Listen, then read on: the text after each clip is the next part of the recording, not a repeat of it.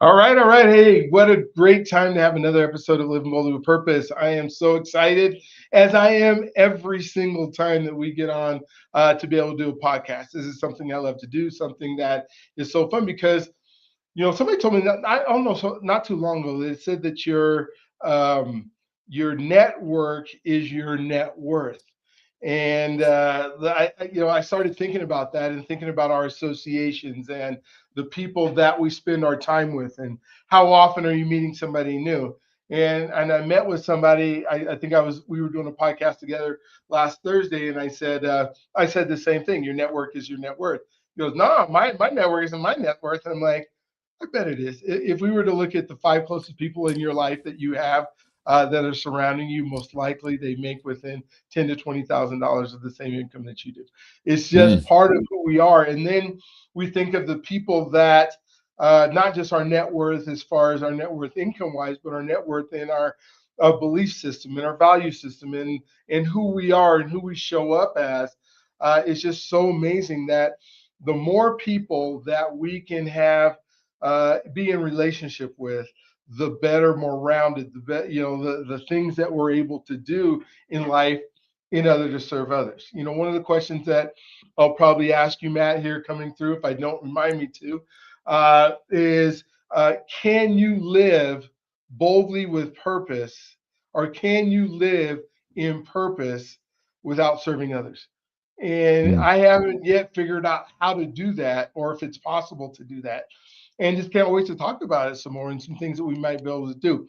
But first, I have Matthew Jones on today as my guest, and just excited to hear his story. And like all of my guests, I ask what is your story, and some guests you'd be surprised. They say, well, what if I'm kind of nervous about myself? Like, it's your story. You can't get it wrong. It's impossible. I guess you could make it up, but then if your mom listens to it, then you're in trouble. You're gonna you made up the whole thing. Excuse me, I took too much air in right there. So, Matthew, I can't wait to hear your story. We'll chop it up after that. The floor is yours. Let us hear from you. Yeah, thank you so much, Dr. B. Excited to yeah, just be on here and really just see what's in store. And I'm excited to see I think what the Lord will just bring out of the conversation. That's kind of what I try to let lead with the thoughts when I'm talking. So I'll tell a little bit about my story, and hopefully that can just be like a prologue to um how to live life on purpose and what I think I've realized along the way. So when it comes to, I guess, the Matt Jones origin story, I grew up in a small town called Owensville, Missouri. It was like 2,500 people.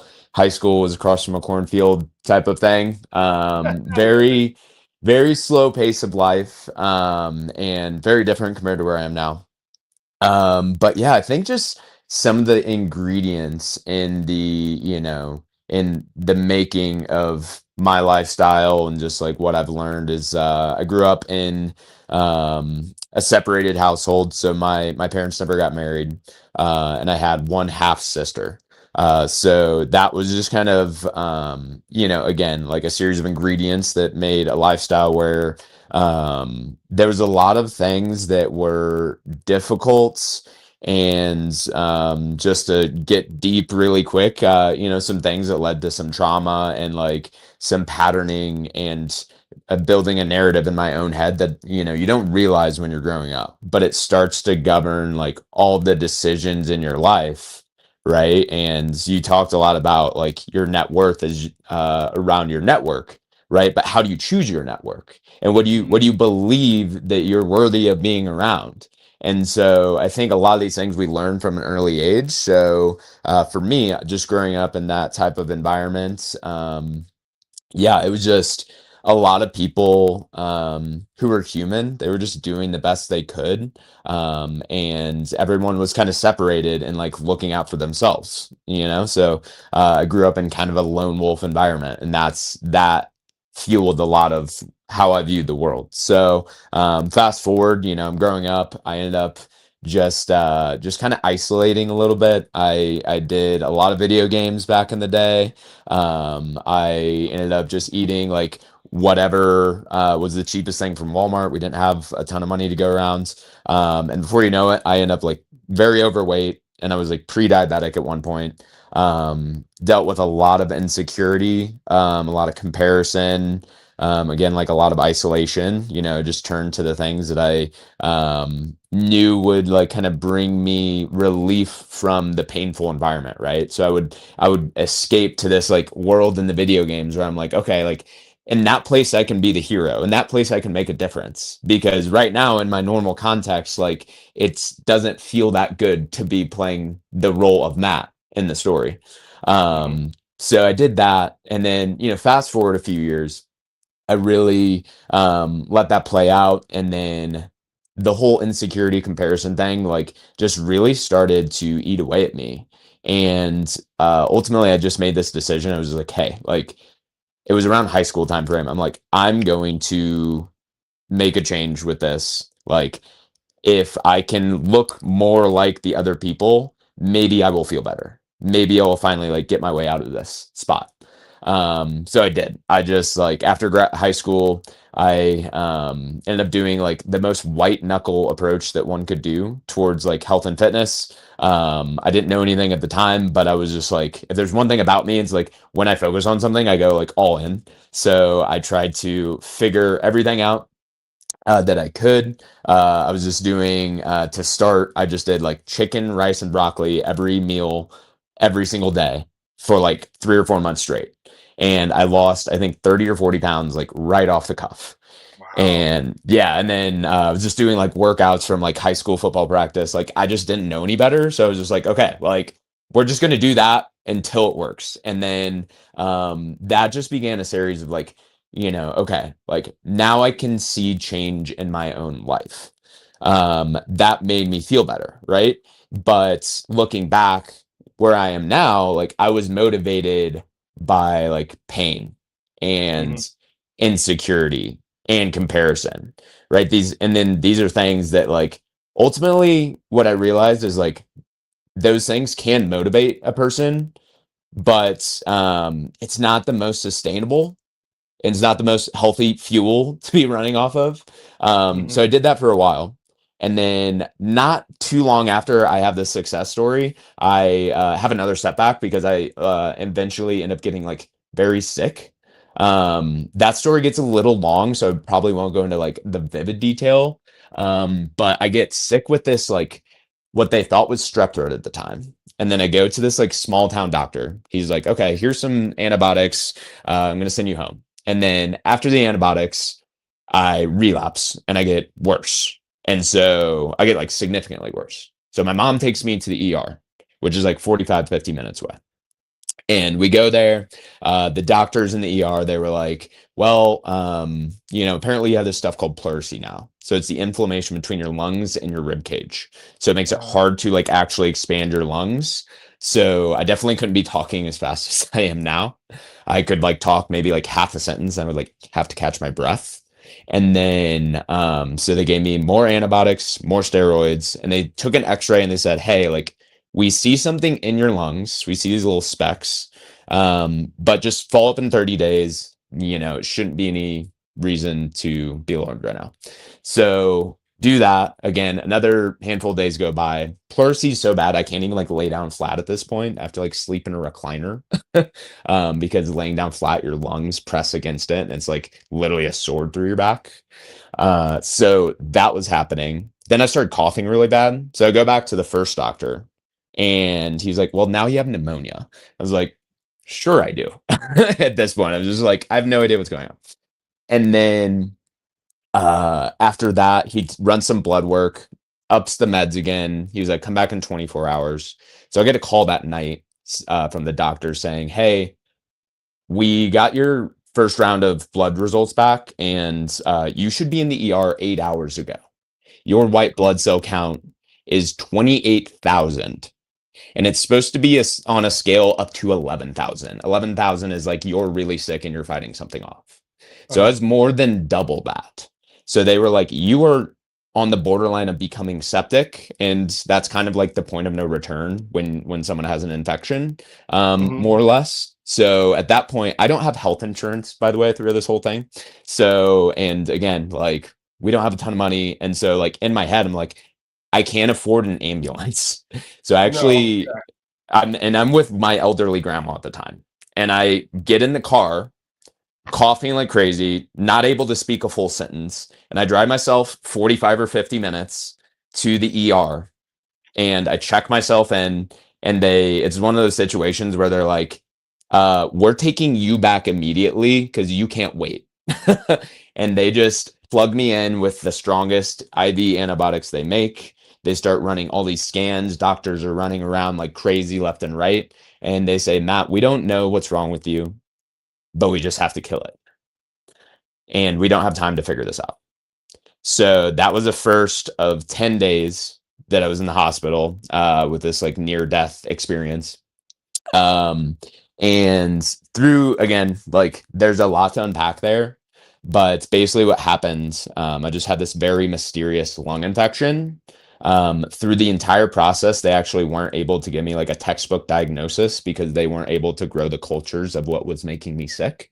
It's good. And yeah, they were just like spray and pray. Like we're gonna shoot Yeah. from the hip and like hope this thing works. Wow. So that was like just again another thing that really like informed a lot of how I viewed the world. And one of the biggest things was like in the middle of it, again, like my parents, like they weren't very civil. They don't really talk to each other. And they definitely like don't get along. And I remember my dad flew in from Southern California, and my mom's standing there in the hallway. And I can't make out everything they're saying, but they're like in the hallway facing this doctor, one of the many doctors who were like just kind of staring at me, and they like, we don't know what to tell you. And, it's like kind of literally being the monkey in the cage of like everyone's like looking in and be like, what's up with that guy? But this doctor is facing my parents, and they're just like, my mom is in tears. She's just crying. And then my dad, like, he's a businessman, so he's got like the thinking face on. He's like baffled trying to figure this thing out. And the only thing I remember hearing was the doctor saying, like, we don't know if he's going to be here tomorrow. And at that moment, I would say that's like the lowest point of the valley in this whole story. Mhm. And I remember inside, I kind of made this vow or this agreement, and I don't think I understood what I was doing at the time when I thought this, but I was saying to myself, like, or really just saying out into the world, like, I don't want hope if you can't give me an answer. If you can't Mm. tell me what's wrong with me, I don't want to talk about it. Um, and that again shaped a lot of like how I went into the world moving forward. So eventually I turned the corner, start to get better. So did your mom and dad like were they cordial talking to the doctor? Are they just you could tell? They they did their best. Okay. you know, it was not fun for anyone. But I Okay. do give them kudos for, I mean, we're all just They were human, there for and you. yeah. Yeah, so, we got through it. Eventually I turned the corner, got released to go home. And my mom was always saying that she was allergic to like stuff that was in the house that my grandma had. Because I grew Mhm. up primarily with my grandma. So my dad was in Southern California. Mom was kind of with us, and then she would move out trying to like kind of figure things out. And I lived with my grandma, and she raised me until she got old enough that I was like kind of raising her. And so that's kind of my lifestyle that I grew up with. And in her house, my mom always said she was allergic to something, but no, she was kind of the canary in the coal mine kind of thing. And we never Mhm. really understood, like, okay, like mom's saying she's allergic to something. Everyone else seems fine. Like, what's going on here? No one, of course, no one else is worried about it. But this was like kind of the wake up call of like, oh, there's probably actually something going on. And so we hire this professional to come out. He runs an air test, and he identifies that we have a mold infestation in the house. And he comes back with a slip of paper, says like, we ran like this high quality, like passive test to just sample like what's actually floating around the air. And you have 70,000 times like the like natural safe limit of black mold in this house. And so we gut the basement, and then we had internal irrigation because this house was like built that way for whatever reason way back when. And there's like globs of like black mold you could pick up You in the can palm of see your it. hand. Oh my gosh. Oh, Yeah, ouch. like imagine like a palm full of like black Play-Doh. um, and so yeah, that made a lot of sense now looking back. And then we kind of finally just pieced this together because, you know, again, the doctor gave me a guess that he's like, you have this thing called Lemierre's syndrome. And if you Google it, it says this like bacterial infection that affects young, otherwise healthy adults. But now that we piece that in with like, okay, we have a mold infestation. What does mold do that's harmful to humans? It actually is immunocompromising. So my immune system was not able to fight as well.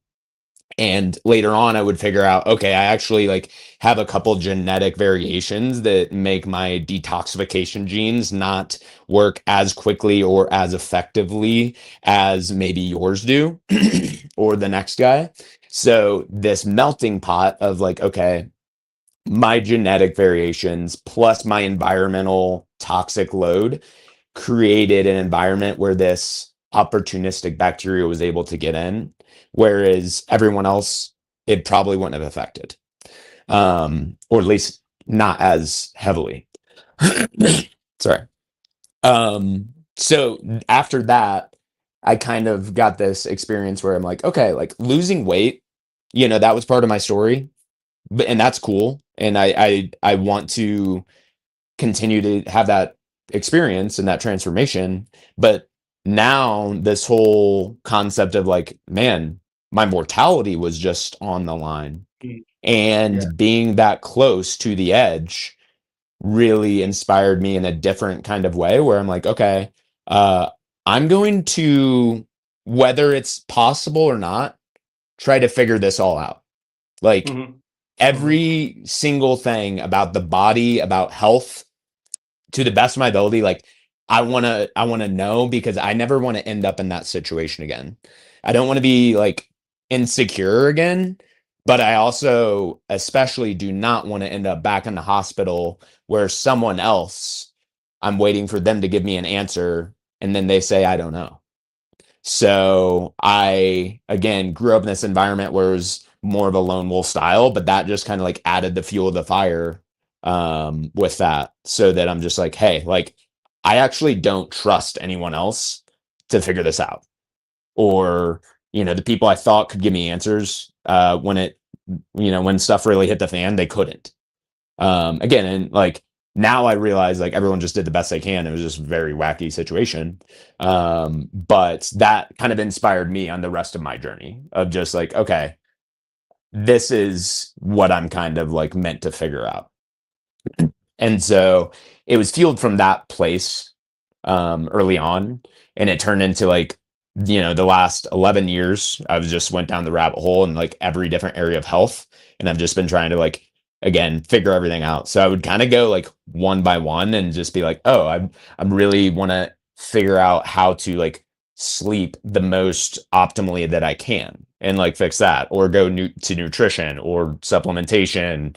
And then again, going back to like environmental toxicity, detox pathways, like all these things. And I would just like do thousands of hours of podcasts. I would research, I would go try, like figure out all these different methodologies or strategies and then try them on myself, see how it works. And so it was like the past 11 years, it was just like a big, you know, science experiment Mhm. or lifestyle experiment on myself, and the trial and error of seeing like, okay, what works, what doesn't.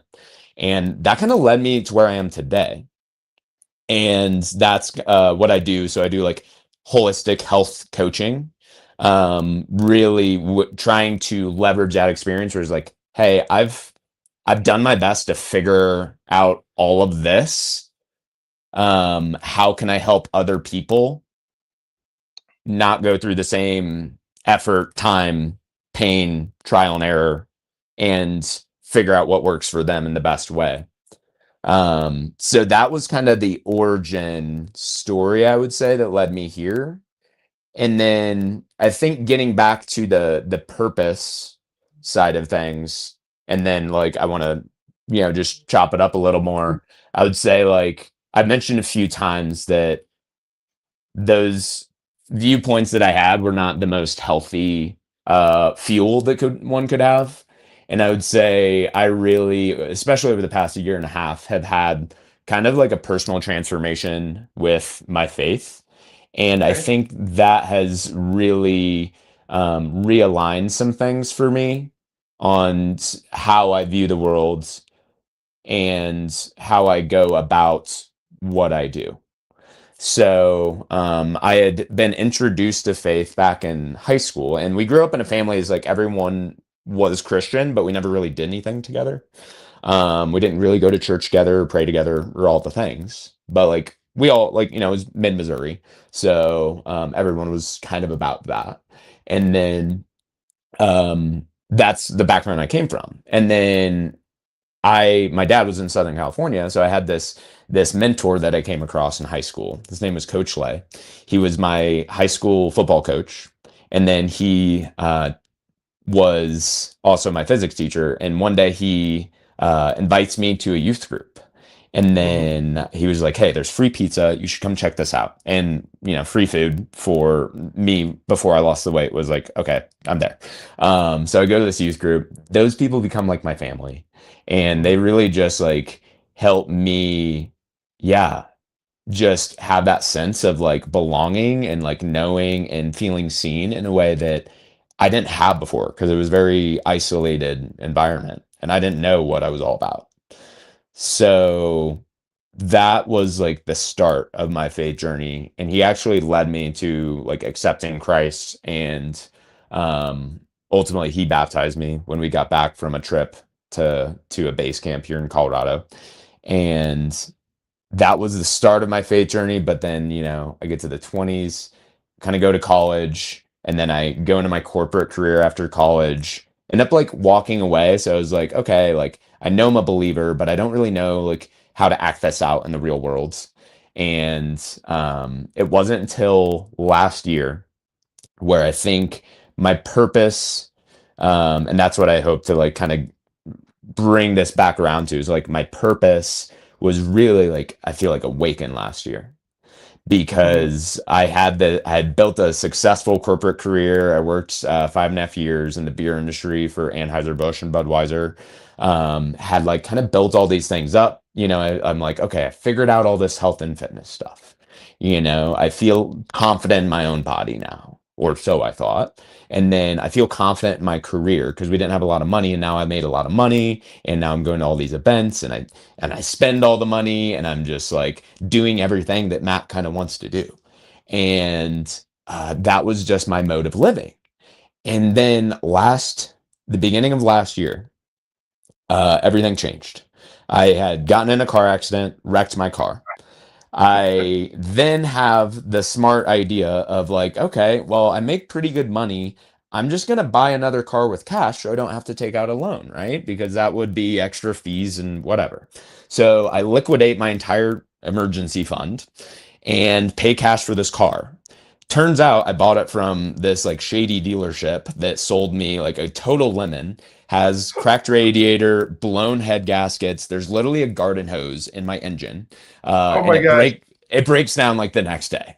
And so that happens back to back. And then I worked for Budweiser, and they had a little marketing snafu a couple years back. So the downward domino effect of that, I get laid off about 2.5 months after I lose all my money, lose my car. Now I lose my job. I'm sitting there. I'm like, Yeah, yeah, yeah. I'm kind of screwed. Mhm. Like this is bad. And I don't know. I just was in that moment. I had those thoughts, but I also had an odd sense of peace about it. I was just like, I feel like this is the moment where God is telling me, I made you for something. Now's the time to go do it. And the best imagery I can come up with was like we're standing on the edge of the airplane or the helicopter, and he just like kicks me out the door. He's like, "Go do the thing now." So I last year I actually like did a stint of living in an RV full time for like 2.5 years. So I'm literally living in my RV next to my buddy's driveway, and I'm like cleaning his house in exchange for rent because I was like, bro, I don't have any money to give you. Like I'm walking his dogs and like scrubbing his toilets, and I was literally like a senior manager a month prior. Mhm. So I decided to start the health coaching practice that I was doing, and then we're just figuring it out as we go. And I was like, I don't know what I'm supposed to do. I just know it's that direction. So we're gonna just figure it out. So I start this holistic health coaching practice. But it's along the way, I was just really forced to like look at myself in the mirror and be like, who are you? Like, what are you actually doing? Like, what motivates you? What are the things that are true in your own head? Because for a while there, it was, oh, you're insecure and it's because you don't look like these people, right? And then that insecurity and comparison, right, was the root. And then I was very hard on myself, right? It was just like, oh man, I should have had this figured out already. Like, why don't I look like those people? Why don't I make as much money as those people? And then I went and I got motivated to do the corporate career and like the things that just seem right according to like what we're told here in society. But then I just like was this living on cycle. I was just like making money, doing something I don't really care about to spend money on things that make me happy for a night or a day. And then it just like when I got laid off and all got interrupted, I was just like, how many years was I going to live that cycle on repeat and calling it a good life? Right. And Oh, so yeah. when that all got stripped away so quickly, it was very painful and very like revealing. And I had to sit there and be like, man, who are you without all these things? Without the, pride around how good your physique is or your fitness or whatever, without the money, without the experiences, without the travel, like what actually matters to you? Mhm. And it was last year that I had kind of this, again, spirit, like faith reawakening where I was building the business, but I think simultaneously, like God was like pulling away those things that were the wrong fuel to the fire. They were the wrong inputs or the wrong narratives to be running on the track of my life and my mind and my spirit. Mhm. And now ultimately I feel like to live life on purpose for me is like to just know like that truth. And I found a community like I'd had before with my youth group, but then I lost it. But this time I found a new community. It's a young professionals group here in Denver. And I was a recipient in the community first, and now I actually like help them growing their community and their movement. So it's called The Brook. And what they do is they just try to help people build meaningful community, build real friendships, and investigate faith. Like not in a pressuring way, but it's just like, hey, you got some questions? Like, come hang out, come figure it out with us. And that's just kind of what we do. And so they poured into me in a way where I'm just like, I don't have anything to offer, but you're still loving me. Like, what's going on? I know this is special, so I'm all in. I'm gonna like support you guys. And earlier this year, everything kind of like merged. So I'm like, I got this health and fitness background. Now I know this community, and they do like happy hours. They do like community nights, ways to just get people into relationship, into connection in a meaningful way. And it's just so beautiful the way that they do that because everyone like even if we're just having a happy hour and like we're doing a luau theme and like playing volleyball or whatever, but people are there with the heart of Christ of like, hey, like we're here to like love you and support you and bring out the best in you. And so I think while I was going through that like band-aid peel of like all of the things that I had used to like cope and get by through my life. Now these people, and ultimately I feel like God working into my life, were able to replace those things with truth and in a healthy way, to where now ultimately I can use all the experiences that happened in the past, good, bad, neutral, as well as like the natural gifts of like how we're wired. And now that's kind of the purpose coming together, where it's just like, how can I use that to just make a difference in the world, right? So how can I use my unique gifts and callings to support this community and what they do and serve other people, like you kind of opened with? How can I use that through the avenue of the coaching, right? So one of the things that I think, again, I did things the hard way. How can I help connect with someone in a way where like, hey, like, maybe you struggle in this area or this area. I've kind of tried my best to figure them all out. How can I make that easier on you? And again, I think with this reawakening with the mindset and the spirituality, like, how can I help people understand what's the story going on up here that is really the reason like we aren't where we want to be yet? Yeah. And I think ultimately, like, we can just use that to go in the rest of the conversation, because that's kind of how I like approach life now, is like, and that's what I do try to do in my like coaching practice, but really just like any conversation I have where I want to serve someone is like, where is it that you see yourself being? What do you think you were uniquely created to be? Hmm. And why aren't we there yet? Not in a judgmental way, but like just a curiosity way of like, hey, I say I want this thing, yet like, why do I do what I don't want to do? Right? Going back to the scriptures where Paul says, like, I do what I say I don't want to do. Why do I do Hmm. that? And so it's just like this fascinating experiment and like conversation with people. So, yeah, that's my So story. cool. That's my Yeah. purpose. Like, that's kind of what I do. So, I hope that was a good Oh, intro. absolutely. Thank you for sharing. So much to unpack in that, which is good. Just curious, was the when you were in high school and you were at the youth and doing the youth camp, was that a young life camp? Was it part of Young Life? Young Life? Um, We Do you know? did it was just a small church called Owensville Christian Church. This town was Hmm. like 2,500 people, and then Yeah. our youth group was like 15 or 20, and then we went out. I want to I think it's called AEI Base Camp. It's in Okay. Gunnison, Colorado. Gotcha. Okay. And I think it's called Adventure Experiences Incorporated. Gotcha. Um Shout out if I got that Yeah, correct. the reason I ask is because that's like, I don't know if you've ever heard of Young Life, but that's like a Young Life model. Mhm.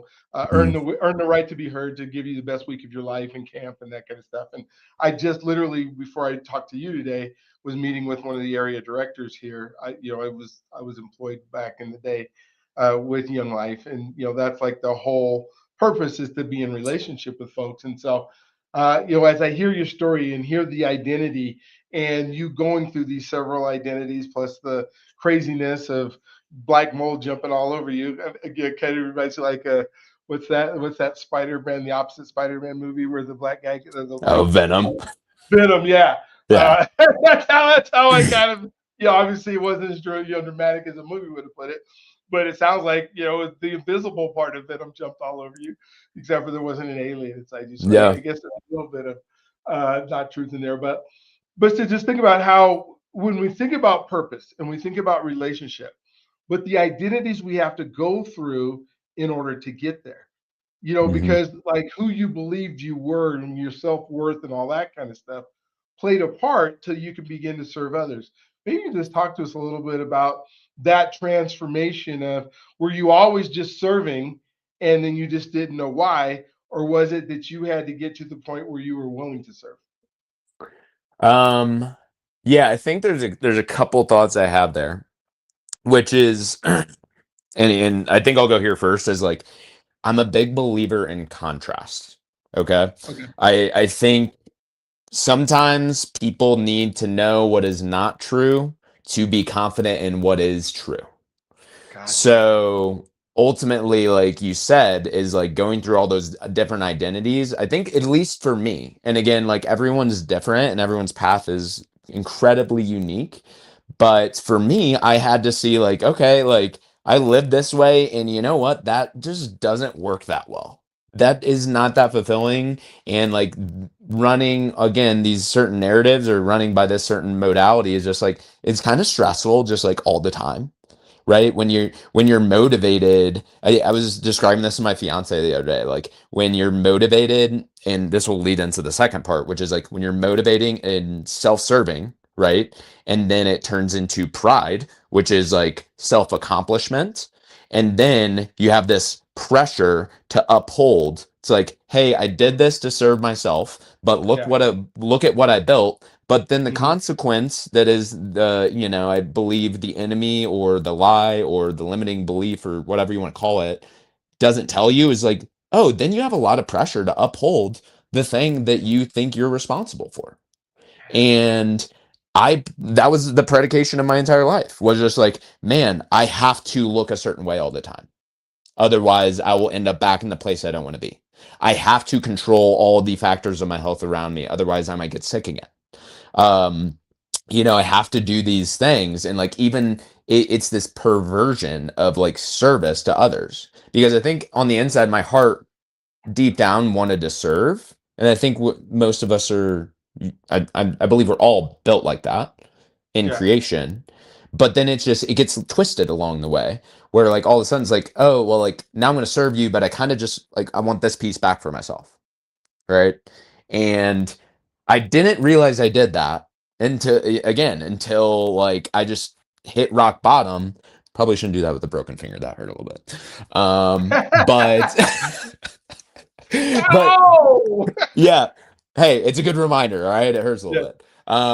But you have to hit that rock bottom to realize, oh wait, like, and this is it's an ongoing process. I had another Mhm. revelation like last weekend of like, oh wait, I've been totally self-serving in that way. I didn't even realize that. I thought that was right. But it's this continue renewal of the mind where we're like, hey, oh wait, that was kind of selfish. I I was serving other people, but I did, like, part of me did expect something. Or part of me was frustrated when I didn't get what I want at the end. And Mhm. so I believe, like, I just hope to serve people, and then I'm not perfect, and I don't claim to be, but I just hope to have the intent of continuing to pursue Christ likeness in the way of like, I want to serve others and love others, and I don't do it perfectly yet, but at least I want to. And I think just, making that personal like choice and like commitment to like, okay, like each day, how can I serve others better than I did yesterday? And I don't know. I think that's the best you can do. No, I love it. And I love where you talked about contrast right now, because you were saying, you love the contrast of not knowing and knowing, but then you're telling your story, and I hear that you're working for a company that makes beer. At the same time, you're trying to be super healthy. And sometimes that just seems to me a contrast that, unless you can figure out a way to tell me that beer is super healthy. But it's just, No, dude, I was in that situation, and I had when I had a stressful day, I was like, why am I even here? This doesn't make sense. And I'm like walking in with like a green smoothie into the office, and like everyone's having like a lunch beer, and I'm just like, yeah. I'm a little out of place. Yeah, it's like you can't continue to work. I mean, they have to lay you off. I mean, it was because of advertising, that kind of stuff. But it's just such a contrast into, hey, I'm teaching people to be healthy, and I'm working at a company that really just supports not necessarily healthiness, whatever the alcohol, whatever. But if you're really trying to kind of talk to me about the health thing, and what we need to do with our bodies to be ultimately a vessel that can be, because I think about that all the time in our diets and the things that we have. And so many people, we die earlier. you know uh, we can't do what God has asked us to do and live in purpose because our bodies are so jacked up. what just a little bit about what we can do or begin to do, because it isn't overnight. And I think that's a big problem too. Is, as January's coming up right now, everybody's getting ready to go to the gym, right, for 3 weeks, because they're going to work their butts off for 2 weeks, and they're going to be so sore for the week later they're never going to go back. And then Hmm. then we're going to eat like tremendously bad for the next 2 weeks, and then so yeah, kind of bring us into 2026 a little bit. Oh man. How do I do this in a few minutes? I think the most important question I will lead with first is, and this is what I try to predicate like my entire approach and philosophy around, is like we start again like with the story and the perceptions, because information's not hard to come by. We can chat GPT a workout program and a nutrition protocol and all these things, right? Mhm. But there's like the reality is like we do fall off pretty quickly, as statistics would show us. Why is that? So the first question I'm going to ask people is just like, why do you want it? Okay, like, and then I'm going to say like, no, but why do you really want it? And like dig deep. Just say like, I want to lose 10 pounds. Why? Well, I want to look a certain way, or I want to feel a certain way. Why? What is the importance of that to you, truly? And like digging deep with that, because like again, for me, I wanted to lose weight. I wanted to look good. Why? Because well, I see other people that look good and they seem to be happier, and I'm actually like kind of in a lot of pain over here, and like, but the it was the appearance that must be the problem. So if I fix that, obviously I'll feel better. Uh, and that didn't quite work, because then you just compare yourself in a different way, because Mhm. we never addressed like what the input or the motivator was. So I think that is the like, if nothing else I could tell people is just like figure out why do you actually want to do this, and what is that motivator. And that's like some people, that's all I work with them on, is just like, hey, like if we can really clear up like your perception of what it means to be healthy, then the rest becomes easy. Then you kind of like, I tell people like you unlock success, because when you're trying to go to the gym January 1st and you're going to say like, I'm going to the gym 5 days a week because I'm super serious this time, and then you burn out after 3 weeks because because you were motivated by something that was painful or stressful, and the moment that more stress came, like it inevitably will with life, relationships, work, etc., then you just reach past the breaking point, because you were like white knuckling this thing, and it was too much like cognitive and manual effort, that like it just not congruent to your lifestyle. So if we can start with that, unpack like why you want to do it, Mhm. and then I kind of just bring people through a series of steps of like, and to put it in like a sentence, like you got to decide where you want to go and what you want that to look like, understand how you got where you are, and then we kind of see the gap, and then you unpack that in a way where we apply that very practically of like, okay, again, do you expect yourself to be there already? Is there this self judgment of like, oh, well, I should have lost 20 pounds a year ago? Sorry, I messed up my phone here. But I like, I feel bad because I thought I should have lost this weight last year, but I didn't. And like now you just got that voice in the back of your head. But again, that thing's just waiting for the chance to pounce on you when you have a bad day. And that's when people are just like, you know what? Man, this health thing is just so stressful. I just don't even want to deal with it anymore. Right? Because it was never for the right reason. And I guess again, last thing I'll say here is just like the right reason. And I don't think there's a blanket approach for everyone, but like I do believe going back to what is truth.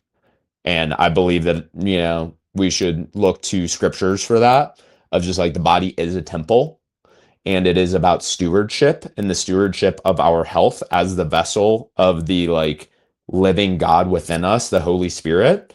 And there is a certain level of like, I think just respect with that, of like, okay, wait, like this body is a gift, actually. Like, it's not just something to like manipulate and control and like bow to my whim, but when you really start to integrate some of those thoughts into the motivation, then it becomes a little different because it's like, oh wait, like actually going to the gym and eating right is a form of obedience. It's a Yeah. form of good stewardship. And it's a form of like worship and honor to the Lord, because it's like, how much do we talk about stewarding our finances, but not that many people talk about stewarding your health? Why is that? Yeah. Yeah. Money comes and goes, but you're stuck with the body. Yeah. You're stuck with you. And, I just think so much of how people, if they knew how good their body could feel if it was operating properly. But Mm, we just, like you said, well, it's 1 year after the another year, that's the other, and then we look back and we're able to tolerate it, but we don't even remember what it's like when your body just gets up and does what it's supposed to do, what it's supposed to do, and you don't feel tired and you don't feel fatigue. And I'm not saying you don't ever feel that, but you just know you have energy that continues, and then you go, okay, now God, I do have that extra time for a meeting to meet with people after work. I'm not just dying to just veg on the couch, whatever it is. And I just don't know if there is a way to, as people are making their goals. But I love how you said the why. I was thinking as I'm even doing a goal setting workshop in January for folks, that and it'll be a free one if you guys want to participate, and really talking about the why. And why don't ever set a goal if you don't know why you're setting it. And the ability to control, like we set all these goals on things that we can't control, outcomes, but we have no ability. Like, let's say I want to have 100,000 subscribers on my YouTube channel or whatever it is. I can't control that. All I can do is control the activity that might produce it. Or, mhm. I want my body to feel really, I can control what workouts I do, right? But then, there's so many things that we think of that we can't control. And then we say, okay, that's my goal. My goal is to, and then we do that. As you think through the things that you're getting ready to do, and this is a December show. If you guys are watching this in February, we recorded it in December. But you think through the things that you have now figured out, and you're going, okay, now I want my life to be even better. I love my life now, but I want to love my life even more. What are some of the things that you're processing through right now that you can control, that Mm. you're putting into your habits, I guess? Because the habits are everything, and we continue to do that, or different than the things that you've done, so we don't repeat and get those same results. Because I don't think you're a same results guy. Like, I want to live like I did 5 years ago. You're Yeah. always thinking about, how do I create things that are going to put me in a place. And I love you to share some of the things you do, because I think you're successful at it. Yeah. I think there's a couple frameworks I think that are important when even walking into that type of like goal setting conversation. I personally like use like intention setting. Mm-hmm. And I think that is like one of the first things that I try to help people with, especially people that have a hard time with like being hard on themselves or beating themselves up. I think a lot of times like I think goals are great. I personally like try to just shift it a little bit to where people are like, hey, let's focus on the intention of getting better. But like sometimes goals, especially for people that just like view them as like black or white, pass or fail, it can be a form of like self-sabotage in a way where it's just like I expect so much of myself that I have to hit this goal, but if I don't, then I feel bad. And it's just like, well, at the end of the year, like, were you further when you started? So that I think helps a lot for me at least, and like some people I try to like just mentor in that way of just like, okay, like I set the intention of getting better in this area. Okay, good. Like that takes a little bit of the pressure off, because like prime example is like if someone comes to me and they're working out 0 times a week and they say, "Okay, it's January. I want to work out 5 times a week." I tell them, "No, we're not going to do that. It's too much, right?" But and then it's just like let's set the intention of just like, okay, I would like to go to the gym once a week, right? Mm-hmm. And like and then just make the bar so small that it's just like you have no outcome but to most likely achieve it. And this goes back to like Atomic Habits by James Clear. Like if people haven't read that, for sure read that. Um, but then it's just like, okay, like now I have momentum. Now I have positive like force in the right direction, and I can build upon that. And that's going to compound over the way of just like, oh, if we had started out with the bar is 5, and even if I got 3, I still failed, Mhm. up here. Rather than like if the bar was 1 and I got 3, like I'm an all-star. So I think that's one way to look at it.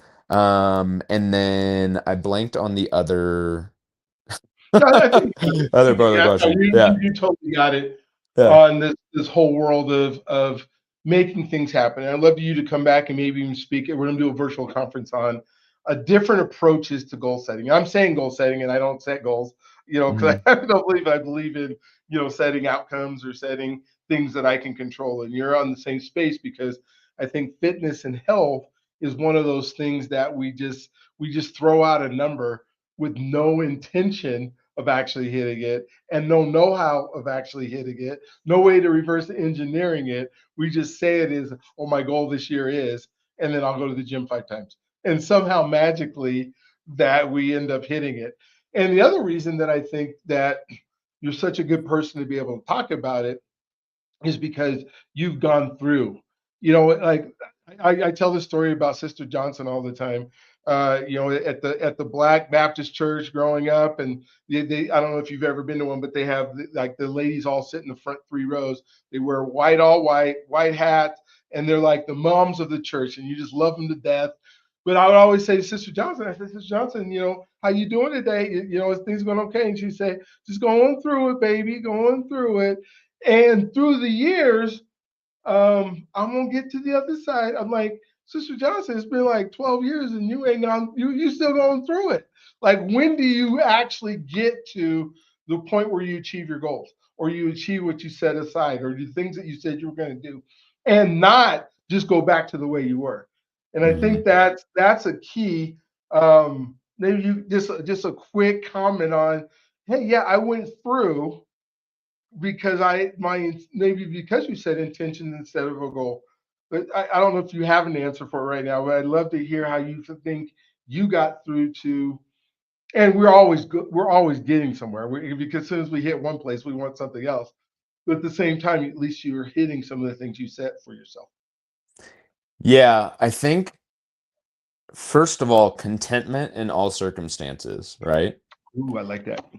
Is that's just like what I heard yelling at me when you were speaking, is just like it's it is first of all, it's trying to break that habit of like, "Ah, I'm going through it," and on the other side, it feels that's where I wanna be. It's like there's this it's an almost an art of, like, setting intentions in a way where it's just like, this is where I see myself going. I'm going this direction, so ultimately, like, I will get to this other point, but right now it's great. Right now, I am programmed, like, again, like, dissolving this perception of just, like, I should just be there, right? Because the more you focus on there, the less you focus on here Yeah. and how great this is, right? Yeah. Right now, what we're doing, this is amazing. And how like blessed of a life do we have to be here and, have been going through it. And it is the going through it that makes it great, Yeah. right? Yeah. So it's just like, I think a lot of people don't, they just say like love the process and all this stuff, and it's a lovely one-liner. But like how can people meditate on a way where like they actually absorb that and just again, I think it just goes back to the question is like why do I think life is great over there? Yeah. And Oh my. and so I think if nothing else, like again, that unlocks a whole new level of success because then all of a sudden it doesn't seem so daunting. Mhm. Like the journey isn't so hard when you're actually like enjoying where I am today, right? And you can like get rid of some of the misery of like a current lifestyle. Is just like the a discontentment, itself is one of those things that can just like cause so much disruption. Yeah. So I think like really just like start like I know that's probably not what people want to hear or what they're looking for. They're looking for like, oh no, I just want to like get to the place already. But it's just like, again, like I think for certain people, it's just like if I can just help them be like a little less frustrated with where they're at right now, then everything gets easier. Going to the gym isn't such a pain in the butt anymore. And like the healthy food doesn't, seem to be so bad in comparison because we aren't really comparing. Oh, that's so good. Thank you for that. Oh my gosh. So I'm selfish. I asked a whole bunch of questions that I want to know the answers to. So what is it that we didn't talk about that you want to make sure that you talk about and tell people how to get a hold of you? And oh, you're coming back. This isn't the last time Matt and I are talking. Yeah, I'm going to convince them somehow to help me with the goal setting workshop for you there. I'm doing a speaker school I got 12 spots in March for folks that want to speak. But oh my gosh, what do you want to talk about?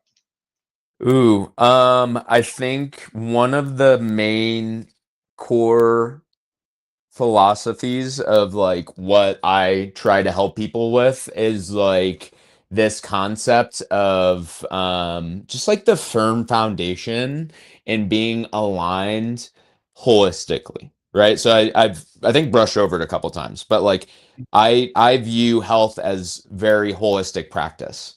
I was like one of the people I was like dialing in my fitness, my nutrition, my sleep, all these things. And ultimately, like I was still stressed out and discontent and just knowing like again I was staring myself in the mirror just a year ago and saying like what the heck are you doing, like what are you doing with this life? And so what I would just encourage people is just like focusing on alignment in each area of health. So I think like for me it's like mind, body, spirit as in like our faith walk, and then also relationship and like connection and community. Like there's a lot of stats behind that of like how that is one of the best predictors of like the quality of life and longevity of life for people. So I would just say like looking at it, taking a step back in a non-judgmental way and being very honest and just saying like okay, like what are the different like pillars of health really like amongst kind of those four. And I think there's stuff underneath of it, right? Physical health, there's a lot of things that go into that. But what area like is going really well and what area is not going so well, or like could use some improvement, or maybe is just kind of like causing the foundation to sink a little bit. And like why is it, like why do I perform really well physically but not like okay, like my faith walk is struggling a little bit, or maybe I like really struggle with mindset and like mental health and I'm like really really hard on myself, or I'm depressed, like or maybe I'm like doing all those same things but I don't have community.